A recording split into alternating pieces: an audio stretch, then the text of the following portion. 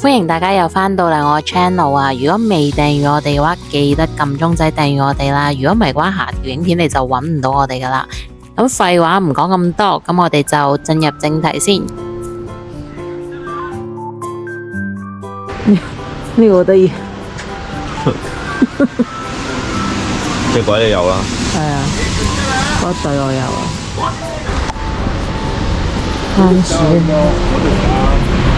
番薯，有人力車15分鐘4000嘅。帶你行。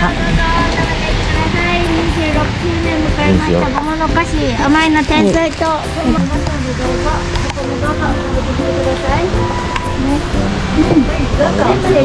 咩味？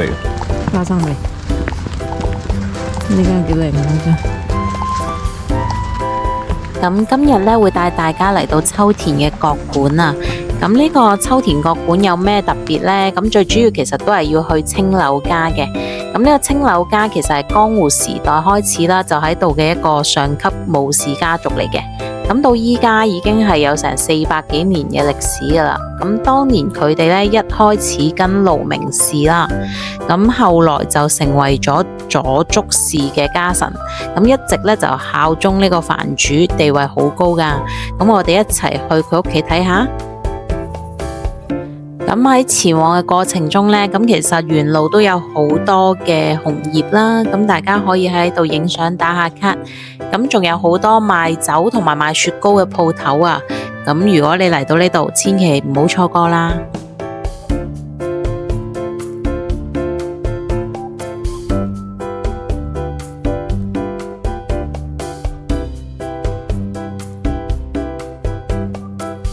咁見到前面好多人嘅地方呢，就係青柳家啦。咁呢一度嘅話呢，買完飛就可以嚟參觀噶啦。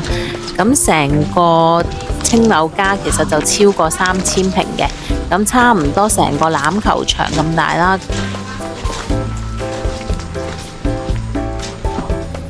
應該係以前啲井嚟嘅呢個。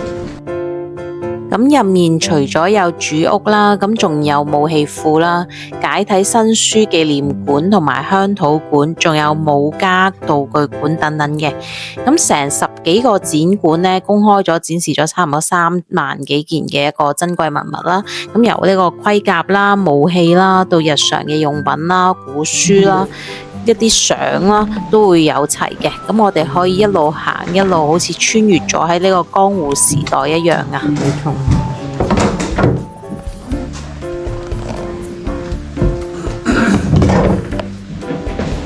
好，就等我嚟表演下單手撐起呢啲武器先。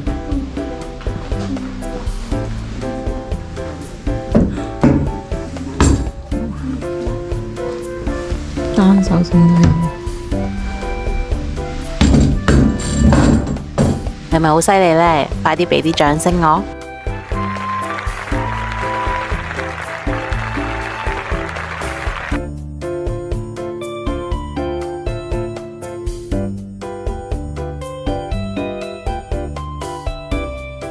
咁我哋沿住條路一路行啦，咁就行到嚟呢個解體新書紀念館啊！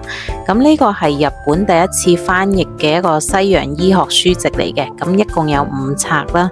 咁就喺呢個安永3年喺江戶發行啦。咁呢個解體新書呢，就有附圖1卷啦，咁就係第一次俾日本人睇到正確嘅人體解剖圖啦。咁同埋喺當時呢，日本係帶嚟咗一個好大嘅衝擊嘅。咁而描繪呢個人體解剖圖嘅一個畫家呢，就係呢個角館武士嘅小田野直武啊。跟住嚟到秋田鄉土館啊，咁呢一度嘅話呢，就展出咗大量嘅角館當地古舊用具啦、民族物件啦，同埋一啲生活嘅文物。呢樣真係咁多樣，如果自駕嘅話，最好就錯開晒佢哋。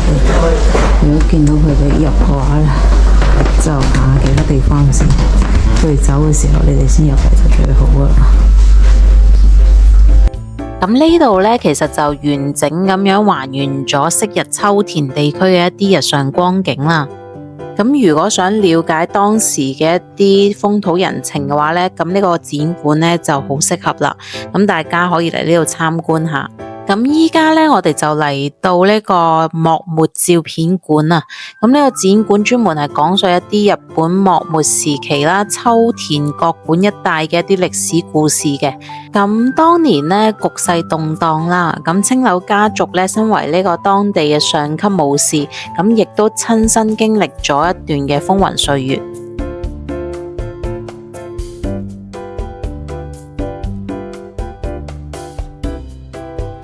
咁睇完咁多嘅歷史文物呢，咁我哋就繼續向前行，咁就見到有間茶屋㗎。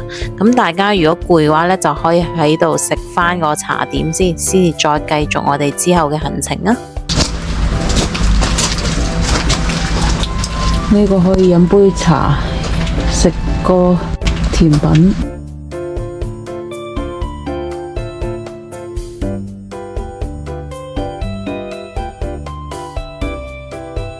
記得要人，睇下先。咁嚟到道具館呢，咁呢個係青柳街入邊展示咗一啲武士家族嘅一啲日常御用道具㗎。咁入邊擺滿晒青柳家傳落嚟嘅一啲古物啦、茶具啦、器皿、文房用具同埋各式嘅一啲禮器嘅。咁唔使靠想像啦，透過呢啲嘅實物啦，可以睇到江戶時代上級武士真實嘅一啲起居生活。咁喺呢一個展館入邊呢，咁我哋都見到武士家族嘅生活呢，其實都幾講究㗎。咁無論喺飲食起居啦、待人接物啦，咁同埋一啲嚴謹嘅禮儀上面都好講求規矩嘅。算盤啊！咁展館入邊嘅物品呢，全部都係真跡實物嚟嘅，唔係複製品啦。咁最特別嘅係呢度呢，有好多道具都係做工好精緻啊，完全係體現到當時呢國館上級武士家族嘅一個地位同埋品味嘅。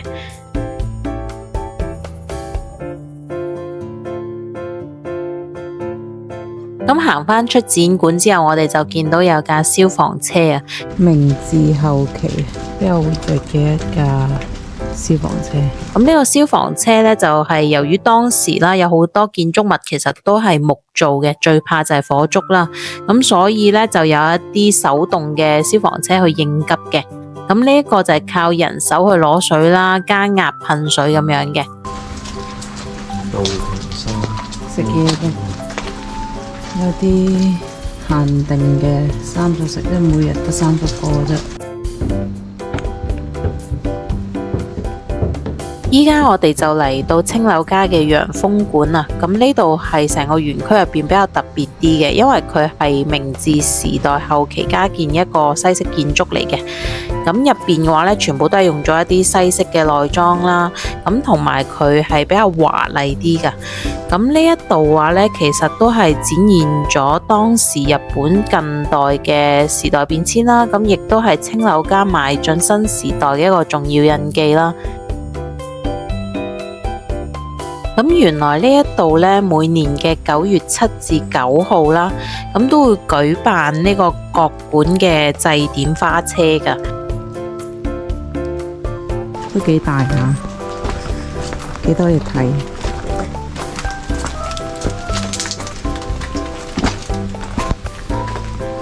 咁行勻晒成個青柳街呢，參觀完都需要45分鐘左右嘅時間啦。咁我哋睇完青柳街之後呢，就沿路行返出去。咁我哋喺路口嗰度呢，就買咗啲小食嘅。嚟到呢度一定要試佢嘅名物啊，就係呢個香魚啊。咁呢間鋪頭好多電視台都有嚟採訪過。咁佢嘅香魚呢，全部都係即叫即整嘅，所以出嚟呢係熱辣辣啦，好香脆啦，完全係估唔到佢會咁好味啊！咁喺影片開頭呢，我就影到有個賣番薯嘅阿叔啦，咁我就喺呢一檔呢買咗件番薯啊，佢仲好好咁樣俾我試食添啊，真係好甜啊！跟住我仲買咗個栗子餡嘅果子。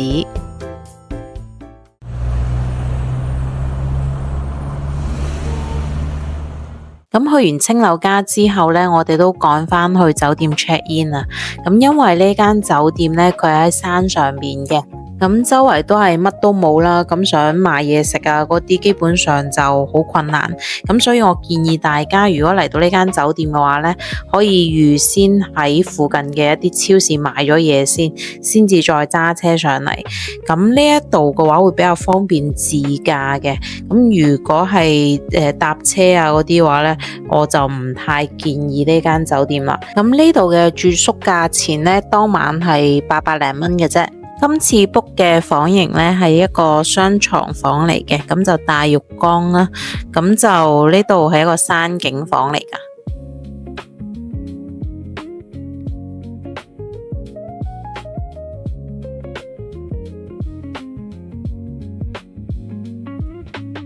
咁我哋一齊嚟睇下呢間房啊！咁我哋從洗手間行返出嚟呢，咁就見到有個衣櫃啦。咁打開衣櫃入邊呢，就放咗2個籃啦。咁呢度其實有溫泉可以浸嘅，咁就係大浴場嚟嘅。咁由於可樂媽呢就有紋身啦，咁所以就唔落去浸啦。咁呢一度呢，山上面可能都會比較多蚊啦，咁大家可能自備返一啲驅蚊嘅用品啦。酒店房入邊呢都空間夠大，咁同埋佢哋清潔都夠乾淨。唯一一樣嘢就係職員呢，佢係完全唔識英文嘅，咁所以溝通上面呢就極度困難。呢一度呢，因為喺山上邊啦，咁所以周圍都有黐一啲熊出沒注意嘅標示啦，咁所以都有啲嚇人嘅嗰下。咁我哋上到去之後呢，就發現佢呢度嘅餐廳其實係營業到中午嘅3點。咁如果比較夜去 check in 嘅人呢，就要留意返啦，可能未必有嘢食嘅。咁我哋去到嘅時候呢，就見到佢大堂呢擺咗個微波爐嘅，唔知係咪可以俾住客用啦。咁但係到第二朝頭早呢，咁我哋見到個微波爐呢又唔見咗，又失蹤咗喎。咁所以大家如果買嘢食嚟呢，最好就係買一啲已經係加熱好嘅。如果唔係嘅話，你上到嚟呢冇微波爐，跟住就要食住啲凍冰冰嘅嘢食噶啦。咁喺酒店大堂呢，都有一啲產品啦，例如話啲日常用品可以買嘅，咁同埋有啲酒啦，同埋少量嘅零食。